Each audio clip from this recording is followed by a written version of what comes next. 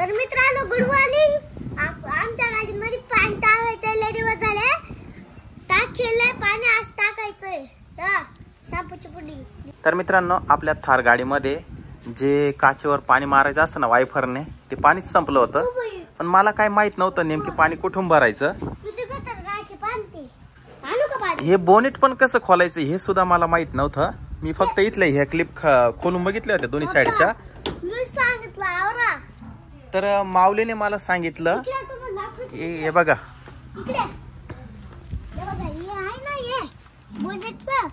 फक्त वरती करायचं मग उडून जाते. तर हे बघा या ठिकाणी एक बटन आहे हे बघा हे तर हे असं ओढलं का बोनेट खोललं जातं. तर हे मला माहित नव्हतं. मला माऊलीने सांगितलं. म्हणजे माऊली एवढा साचे पण किती हुशार आहे बघा.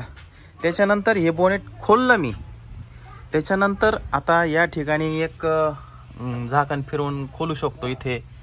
त्याच्यानंतर इथे पण आहे. त्याच्यानंतर तिथे पण आहे आणि एक तिथे बघा ब्ल्यू कलरचं आणि एक इथे पण आहे बघा येलो कलर. तर मी म्हटलं आता याच्यात पाणी कुठे भरायचं काय आयडिया नाही मला. तर माऊलीने मला सांगितलं की याच्यामध्ये पाणी भरायचं. मी म्हटलं नाही बाबा हे काय माहीत नाही आपल्याला उगीच काहीतरी वाढवा व्हायचा. तर आम्ही काय केलं यूट्यूबवर सर्च केलं आणि त्याच्यामध्ये पण बरोबर तेच दाखवलं.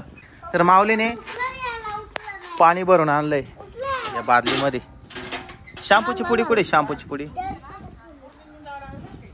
आणि सकाळी सकाळी मोटर पण चालू झाली. हे बघा टिप भरायचं काम चालू आहे तिकडे.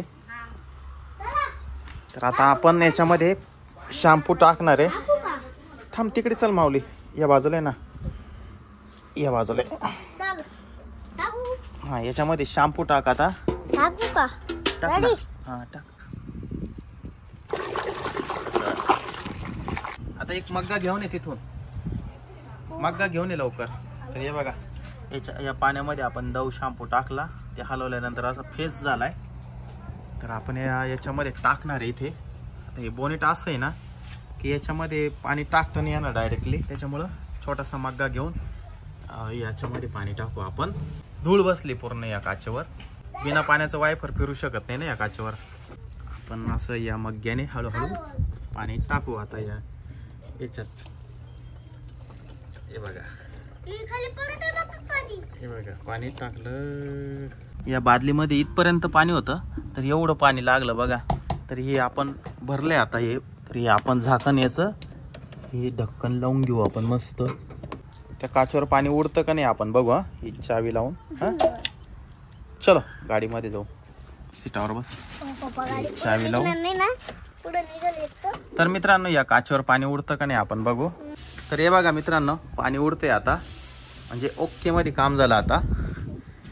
तर माऊलीमुळे हे काम परफेक्ट झालं. नाहीतर मला एखाद्या गॅरेजवर जाऊन विचारावं लागलं असतं की या थारमध्ये पाणी कुठून भरायचं. चावी काढून घेऊ.